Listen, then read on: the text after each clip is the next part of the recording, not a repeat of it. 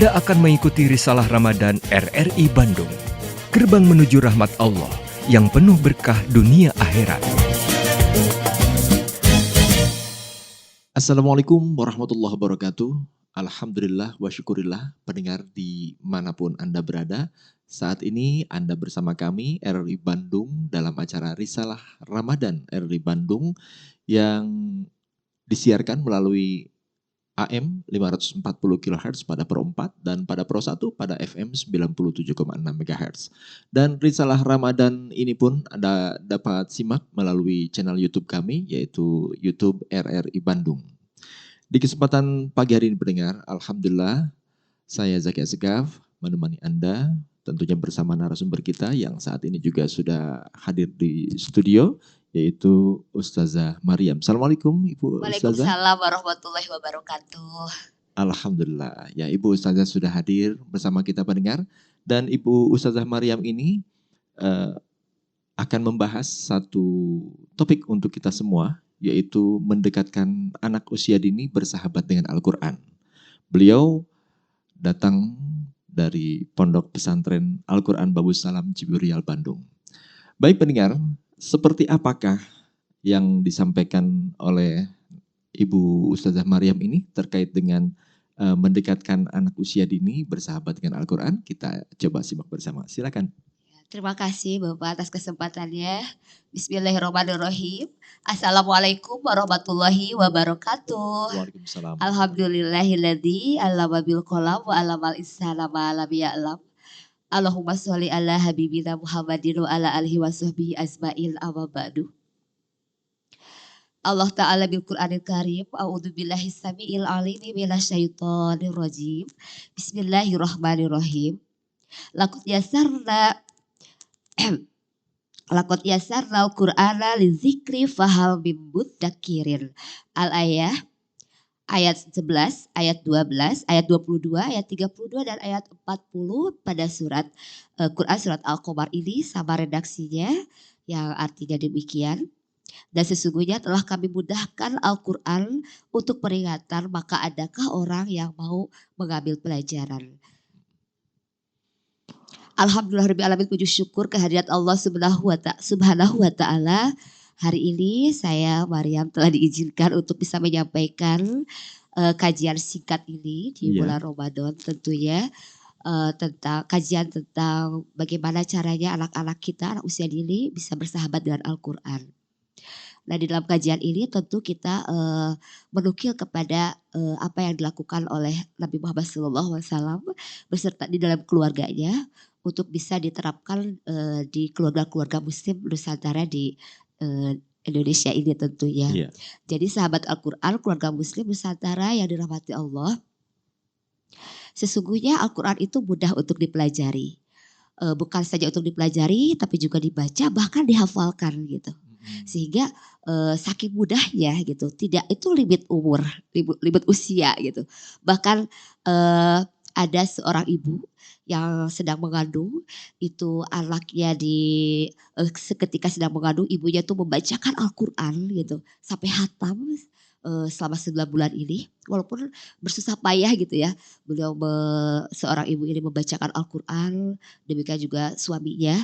Itu ternyata gitu ketika anak lahir itu ada kenangan-kenangan gitu, ada bekas-bekas di dalam memori anak karena pada usia janin sudah 40 hari ya, sudah 4 bulan, itu jiwanya sudah mulai hidup gitu. Jadi ketika sudah ditiupkan ruh ke dalam janin ini, itu bisa diterapkan untuk bisa menghafal Al-Quran. Masya Allah, la quwata illa billah, al khairu kullu biyadillah. Kebaikan seluruhnya di tangan Allah. Nah jadi bagi siapapun jangan pernah ada prasangka bahwa aduh aku usianya sudah 40 tahun gitu, udah 50 tahun. Kayaknya gak bisa dia menghafal gitu Al-Quran. Selalu yang hafal tuh ya kulhu Allahu ahad gitu. Al-falak, Anas gitu-itu aja gitu. Kalau sholat gitu-itu aja. Pengen seperti yang lain, tapi gimana caranya? Nah ini sebetulnya Bisa ya Bu ya? Bisa sangat bisa gitu. Ini Allah sudah menjanjikan seperti ini dan memang sudah terbukti gitu. Yang tadi saya ceritakan Bahkan sejak itu tadi baru ditiupkan ruhnya saja sudah ketika lahir anak tuh sudah memiliki jiwa yang lembut gitu, sudah Mm-mm. mulai bisa berinteraksi ketika mendengar azan dari yang dikumandangkan oleh ayahnya gitu, sudah Iya. mulai masya Allah jadi pengen punya anak lagi ya. Tapi supaya kita tidak merasa jadi orang yang terlambat gitu Iya. mengajak anak-anak bersahabat dengan Al-Qur'an. Nah, jadi apalagi untuk anak usia dini nih ya Bapak, bahwa di dalam usia 28 tahun ini itu sedang kuat-kuatnya tadi seperti yang saya sampaikan sebelumnya, sedang kuat-kuatnya pendengaran anak ini.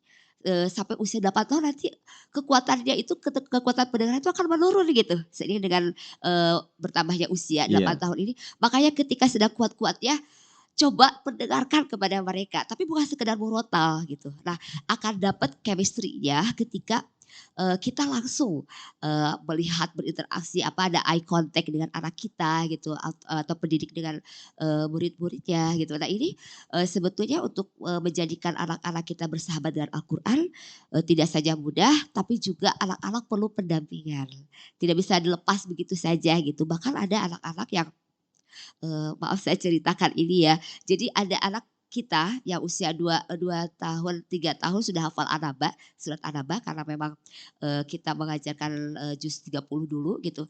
Dari surat An-Naba itu sudah hafal Pak 2 bulan, anak usia 2, 3 tahun. Tapi karena tidak dipakai gitu di rumahnya, kemudian gurunya juga di sekolah tidak menghidupkan kembali, tidak memantik itu sehingga tertanam gitu informasi-informasi hafal-hafalan yang sudah hafal, yang sudah hatam surat An-Naba sebanyak 40 ayat ini jadi terlupakan gitu. Jadi ketika kita coba lah baca An-Naba surat An-Naba ayat 10 gitu.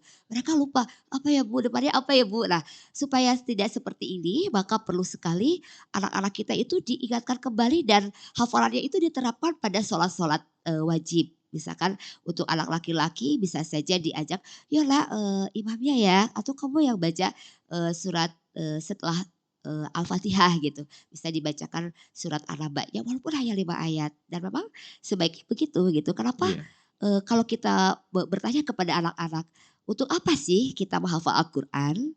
Salah satunya itu tadi untuk bisa dipakai, untuk bisa dibacakan di dalam sholat-sholat kita. Nabi Muhammad SAW itu kan kalau tahajud itu satu Al-Qur'an hatam ya Pak ya. Masya Allah. Masya Allah la quwata illa billah. Nah, kita juga ingin anak-anak kita seperti itu gitu atau cucu kita, murid-murid kita ingin seperti itu gitu. Nah, makanya ini perlu dihidupkan kembali hafalan yang sudah tertanam di dalam memori mereka atau dalam dada mereka itu dihidupkan kembali dalam sholat-sholatnya gitu. Baik di dalam sholat tahajud ataupun di dalam sholat fardu ataupun dalam sholat apapun itu gitu, dalam sholat surat-surat lainnya. Betapa pentingnya Al-Qur'an menjadi sahabat bagi anak-anak usia dini, itu tidak saja membacanya huruf per huruf gitu yang kita sebut huruf hijaiyah, tapi juga bagaimana anak-anak kita menghafalnya ayat demi ayat bahkan arti demi arti.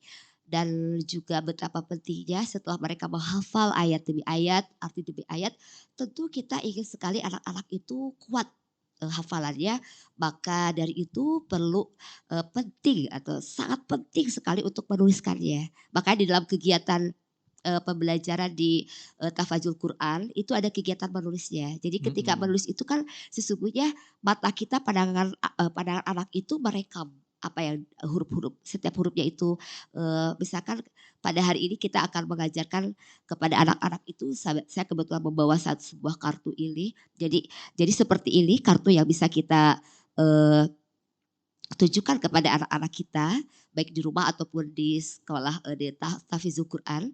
Nah, kartu ini kan menggambarkan ada nomor ayat ya. Kemudian ada gambarnya, di sini ada Raja Fir'aun yang sedang memanggil pembesar-pembesar Mesir dan mengumpulkan kaumnya. Kemudian di bawah di sini ada penggalan ayat 23 jadi kata pertamanya ketika kita mengatakan fahasyaro gitu. Anak tuh sudah tahu. Nah ketika kita memberikan gambar ini, kita sudah mengajarkan mereka dengan gerakannya gitu. Nah jadi harus ada gerakan yang memungkinkan anak kita, anak usia dini itu merekam gerakan itu sehingga nanti menukil kepada ayat yang dimaksud gitu. Misalkan di sini kan ada gambarnya seperti ini. Fahasaro tuh jadi Raja Fir'aun memanggil Fahasaro fanada gitu, Fahasaro fanada, dan itu ada iramanya. Jadi tidak datar gitu. Nah, itu bagi sinap-sinap otak anak-anak itu dapat banget gitu. Ada sisi otak kanan yang dihidupkan oleh kita dengan ayat-ayat yang dilantunkan berirama. Kayak tadi ayat 23 ini. Fahasaro fanada. Dan itu langsung dari gerakannya. Fahasaro fanada. Maka Raja Fir'aun memanggil pembesar-pembesarnya dan mengumpulkan kaumnya gitu. Nah terus untuk apa gitu? Mereka dikumpulkan. Nah jadi kepada anak-anak selain diberikan gambar, kemudian gerakan-gerakan untuk bisa mereka hafal dan tahu makna dari ayat yang disampaikan oleh Allah ini kepada Nabi Muhammad SAW, nanti akan bersambung gitu dengan ayat berikutnya, ayat 24 ya. Di dalam surat An-Naba ayat 23-24 itu terus nyambung-menyambung. Apa sih ayat 24 ya, ada gambarnya Raja Fir'aun mengacung-acungkan tangannya gitu dengan mengatakan ketika Raja Fir'aun memanggil pembesar-pembesarnya lalu mengumpulkan kaumnya, mau apa sih dikumpulkan gitu. Nah itu menjadi storytelling buat anak-anak usia dini dan itu sangat menyenangkan buat anak-anak bahwa ada cerita yang utuh tentang pertarungan Raja Fir'aun, tentang pertarungan Nabi Musa alaihissalam dengan Raja Fir'aun. Dan itu harus disampaikan kepada anak-anak secara utuh gitu. Jadi sehingga, metodenya seperti itu seperti itu metode, salah satu ya, ini salah satu. Jadi fun mereka itu. Betul, sebetulnya ini salah satu saja nih Pak. Sebetulnya kita banyak sekali, apalagi saat ini. Zaman ini gitu, di zaman di mana rumah-rumah itu menjadi rumah tahfiz gitu.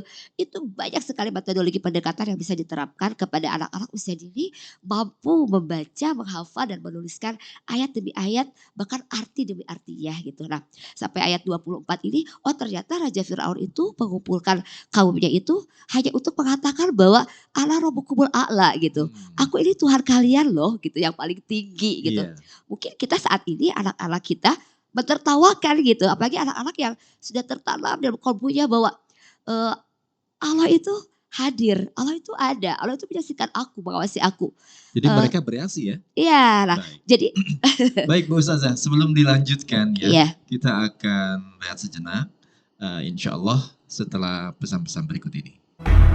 Ramadan Berkah bersama RRI Bandung.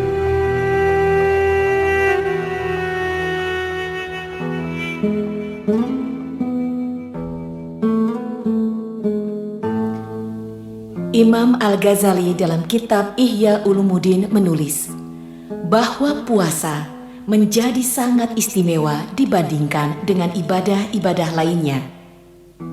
Sebab Allah Subhanahu wa Ta'ala yang langsung memberikan balasan ganjarannya.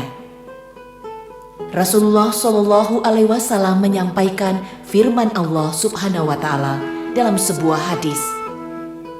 Seluruh amalan kebaikan manusia akan dilipat gandakan menjadi 10 sampai 700 kali lipat. Allah Ta'ala berfirman, kecuali puasa, sebab pahala puasa adalah untukku, dan aku sendiri yang akan membalasnya.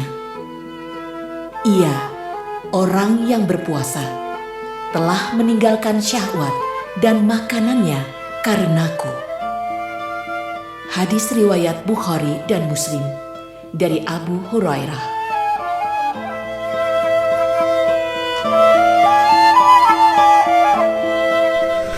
Channel ini bisa didengarkan dengan kualitas audio lebih baik. Download aplikasi RRI Play Go di smartphone.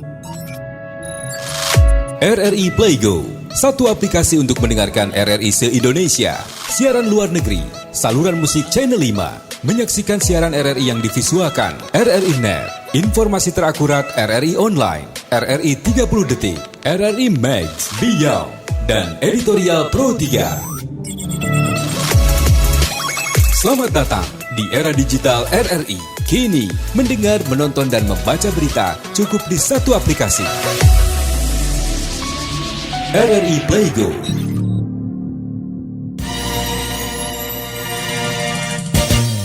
Anda akan mengikuti Risalah Ramadan RRI Bandung. Gerbang menuju rahmat Allah yang penuh berkah dunia akhirat.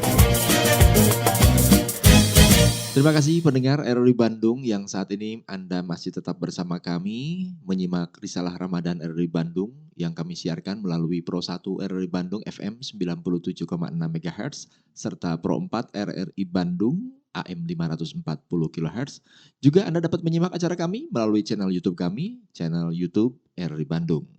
Di kesempatan pagi hari ini, ya kita sudah tadi menyimak apa yang disampaikan oleh Ustazah Maryam terkait dengan bahasan kita, yaitu pendidikan anak untuk mendekatkan dengan Al-Quran ya ini ya. Nah ini cukup menarik, saya tadi menyimak apa yang disampaikan oleh Ibu untuk mendekatkan anak usia dini ini bersahabat dengan Al-Quran. Nah mungkin ada upaya-upaya atau tips tertentu agar ini bisa dilakukan oleh anak dan dapat diterima oleh anak secara efektif gitu. Mungkin ada hal-hal yang bisa disampaikan. Bagaimana kita caranya biar anak pun bisa menerima dengan mudah dan kita juga mengajarkannya cukup mudah tapi bisa manfaatnya besar gitu. Gimana tuh Bu? Ya, terima kasih Bapak. Ya betul ya, tadi seperti yang sudah saya paparkan di atas bahwa sesungguhnya belajar Al-Quran, mempelajari Al-Quran itu mudah gitu. Karena saking mudahnya makanya Allah berikan pahala gitu kepada mereka yang selain belajar tapi juga yang mengajarkannya. Kan Rasulullah ditanya tuh oleh sahabatnya, ya Rasulullah siapa sih sebenarnya makhluk manusia yang paling baik gitu. Rasulullah mengatakan bahwa sesungguhnya orang yang sebaik-baik manusia itu adalah mereka yang belajar Al-Quran lalu mengajarkannya gitu. Nah sepanjang saya mengajarkan Al-Quran sejak 1993 ya, saat itu saya waktu itu masih kuliah S1 di IAIN dan memang saya langsung mengajar di MI Salafiyah. Sampai sekarang gitu saya senang sekali mengajarkan Al-Quran. Seolah-olah gini, Al-Quran itu ya memang mudah gitu. Memang mudah untuk dipelajari. Nah apalagi kepada anak-anak. Kalau kita bertanya metode apa sih yang paling tepat gitu ya, efektif sehingga anak-anak tuh mudah gitu menghafalnya apalagi dengan artinya gitu. Sebetulnya tidak ada batasan yang paling efektif terbaik itu. Yang terbaik adalah yang sesuai dengan yang anak-anak butuhkan. Yang bisa menyentuh sisi menyenangkan anak-anak gitu. Karena gini, ketika ada metodologi baru, pendekatan ada metode pendekatan menghafal Al-Quran dengan mudah gitu. Dan sekarang orang sudah membanjiri banget gitu. Dulu kita hanya beberapa. Banyak ya, sekarang metode-metode banyak ya. Banyak sekali gitu. Ya saya tadi katakan bahwa maka setiap rumah itu sekarang menjadi rumah tahfiz gitu. Sehingga metodologi itu tercipta gitu kan dari mereka yang berkecimpung di bidang belajar mengajar Al-Quran gitu. Nah, tetapi saya sampai saat ini alhamdulillah gitu istiqomah mengajarkan kepada anak-anak kami usia 2 tahun sampai 12 tahun itu dengan satu metode yang namanya metode kauli. Yaitu metode di mana metode apa Bu? Kauli. Iya, kauli. Nah, metode kauli. Sebetulnya banyak metodologi sih. Bahkan Bapak Kiai Muhtar Adam pendiri pesantren Al-Quran Babu Salam pun punya metode tersendiri gitu. Untuk bisa jamaahnya atau murid-murid beliau bisa belajar bahkan hanya berapa jam bisa gitu belajar Al-Quran ya. Ada karena memang zaman yang berbeda gitu ya Bapak Kiai pada saat itu dengan saat ini. Nah jadi saya memadukan metode kauli ini, metode gerakan itu dengan saya membuat gambar sendiri. Kayak tadi, ini sebetulnya gambar-gambar ini bukan gambar tanpa makna gitu. Ketika kita bertanya kepada anak, lah coba lihat ini gambarnya apa. Nah sebetulnya ini metode visualisasi. Nah nanti digabungkan. Kenapa harus ada visualisasi? Karena gini, ayat-ayat yang dilihat oleh anak itu kan direkam oleh mata gitu. Nanti masuk ke memori mereka gitu. Nah ketika direkam, nah karena kesempatan ini saya baca, akhirnya kita bikin gambar. Oh dengan gambar ini ketika dilihatin, ayo Dita misalnya baca ini ayo Dita mana ayat 23, dia langsung fahasaro fanada gitu. Maka Fir'aun memanggil pembesar-pembesarnya dan mengumpulkan kaumnya gitu. Nah, jadi metode yang paling efektif itu ya metode yang ketika mereka belajar Al-Quran itu menyenangkan. Iya. Ada sisi happiness yang dibangun. Sehingga kalau senang itu nanti tuh nyambung ke sirap-sirap otaknya tuh enak banget ya gitu belajar ini. Terus dan akan kayak ketagihan, kayak menagih gitu. Menagih, Bu ayat berikutnya apa Bu gitu. Ayat berikutnya apa Bu. Nah tapi ada juga metode-metode yang cocok di usia sekian, cocok di usia lanjut gitu, cocok di usia sekian. Tapi kalau untuk anak usia dini menurut saya, hemat saya, pengalaman saya adalah metode yang membangun sisi happiness-nya tadi. Jadi tidak terpaksa. Jadi gitu, dibangunnya menghafalnya. seperti itu. Perlu nggak sih Bu pendidikan terhadap anak khususnya dalam memahami Al-Quran, mendekatkan pada Al-Quran ini dengan menumbuhkan motivasi, ya kan? Iya, Nah ini kan biasanya kadang saya yang sedikit bersentuhan dengan anak kecil gitu kan, ini apa perlu nggak sih mereka dijelaskan dulu ya, agar mereka mempunyai keinginan sendiri jadinya. betul. Perlu nggak seperti itu? Iya perlu, Ditumbuhkan dulu motivasinya gitu. betul. Itu sangat perlu sekali. Makanya di dalam Caranya gimana pembelajaran. tuh biar mereka punya motivasi? Betul, betul. Salah satunya kita harus bertanya dulu kepada anak-anak. Mm-mm. Lah apa sih apa yang kamu inginkan dengan hafal Al-Quran? Iya. Ada anak yang menjawab, aku pengen masuk surga kayak gitu. Iya. Ya, aku pengen bisa jadi imam. Ada yang seperti itu. Nah memang Nabi Muhammad SAW pernah ditanya oleh sahabatnya, siapa ya Rasulullah 7 golongan itu. Ketika Rasulullah mengatakan bahwa ada 7 golongan nanti di akhirat yang mereka tenang-tenang saja gitu. Ketika huru hara di kanan kiri depan belakang mereka di atas gitu ya, di bawah gitu, hari kiamat terjadi gitu. 7 golongan ini tenang-tenang saja gitu, senyum-senyum saja. Hmm. Dan lalu sahabatnya bertanya, siapakah mereka ya Rasulullah? Rasulullah menjawab, satu di antaranya adalah mereka yang hafal surat Al-Baqarah dan surat Ali Imran. Masya Allah. Jadi bagaimana ini menjadi motivasi buat mereka, buat anak-anak kita bahwa menghafal Al-Quran itu ternyata memiliki dampak di akhirat gitu. Iya. Salah satunya tadi itu, ketika huru hara terjadi, mereka ini tenang-tenang saja. Bahkan kita pun ingin ya Pak ya, Iya. menjadi Jadi pada masuk anak ke dalam golongan iya. tersebut gitu kan. Jadi pada anak itu memang penting juga Penting. ditumbuhkan dulu Iya, motivasinya motivasi ya. seperti itu. Nah, dengan Nah, cara-cara tadi itu. Betul. Nah kemudian juga maaf ya anak-anak itu kan senang dengan hal yang konkret. Iya. Anak-anak kalau kalian hafal Al-Quran, nanti kalian akan diberi mahkota oleh Allah. Dan mahkota itu akan kalian berikan kepada kedua orang tua Iya. kalian gitu. Atas hafalannya. Orang-orang tuh senang gitu. Mereka tuh senang kalau mahkota. Makanya di sekolah-sekolah tahfizul Quran, itu kalau sudah hatam satu surat, misalkan surat An-Naba, surat An-Naziat, itu anak-anak tuh diberi mahkota gitu. Ada reward maksudnya. Iya ada seperti itu? rewardnya. Oh, ada Diberi penghargaan mahkota. yang Bahkan ada yang diberikan. diberi, maaf ya, diberi uang Oh gitu. Iya. Nah itu penting buat anak-anak Jadi usia untuk dini. menumbuhkan itu ya Betul. pada anak ya. Jadi Nah, keinginannya lebih meningkat lagi betul. begitu. Bahkan bukan saja anak-anak, orang tua juga perlu Iya. diberi reward gitu. Orang tua diberi reward. Tapi saya ingin tanya juga begini Bu ya.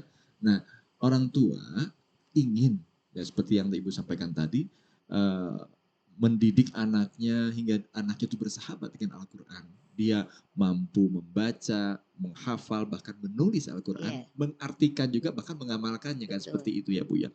Namun sisi lain, ini ada juga, mohon maaf, kalangan orang tua yang memang tidak terbiasa membaca Al-Quran seandainya. Atau juga ada orang tua yang gak bisa baca Al-Quran.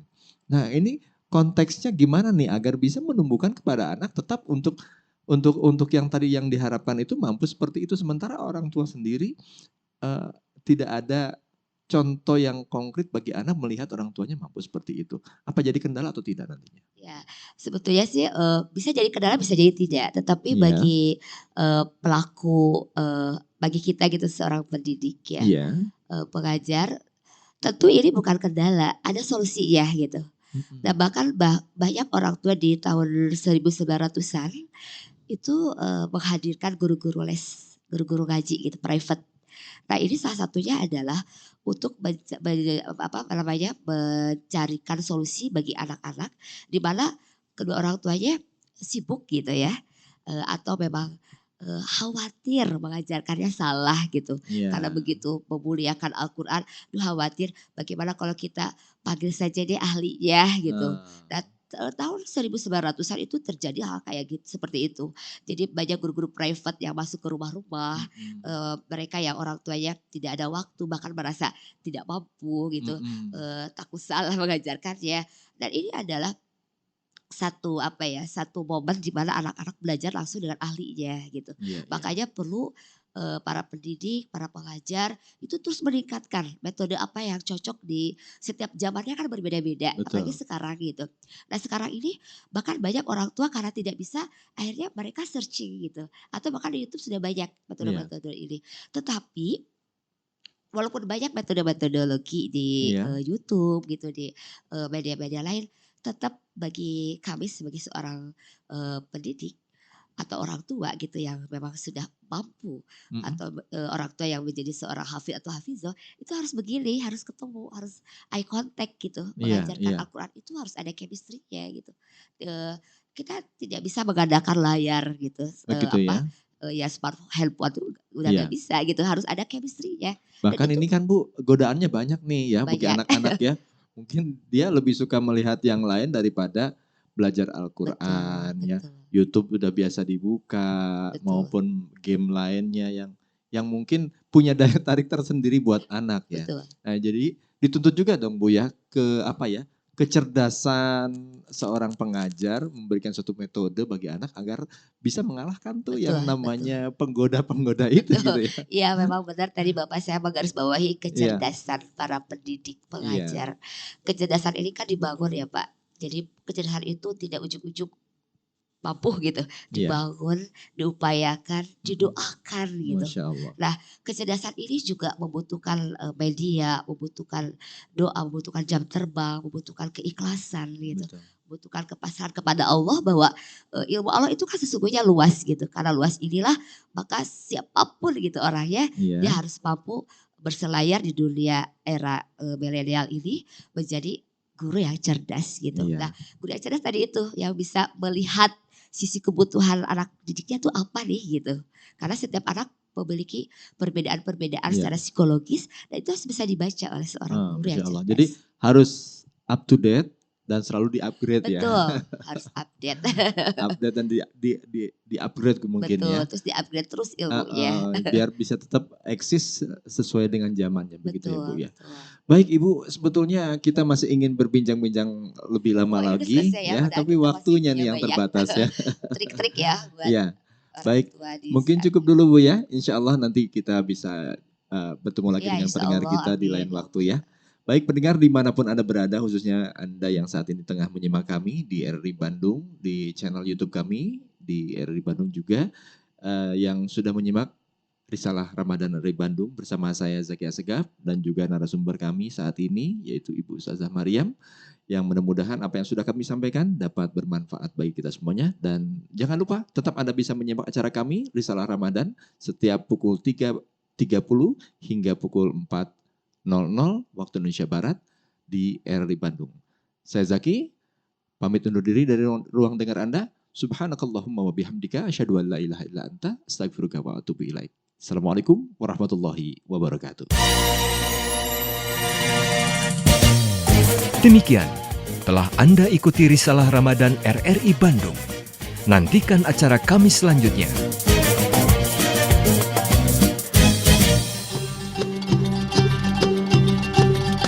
Assalamualaikum warahmatullahi wabarakatuh. Saya Nawir, Kepala RRI Bandung, beserta seluruh unsur pimpinan, angkasawan-angkasawati, dan pengurus Dharma Wanita Persatuan RRI Bandung, mengucapkan selamat menunaikan ibadah puasa di bulan Ramadan 1443 Hijriah. Semoga kita diberi kesehatan dan kekuatan. Amin, amin, ya Rabbal Alamin. Bersama RRI Bandung, mari kita tingkatkan iman dan takwa kepada Allah Subhanahu wa Ta'ala. Wassalamualaikum warahmatullahi wabarakatuh.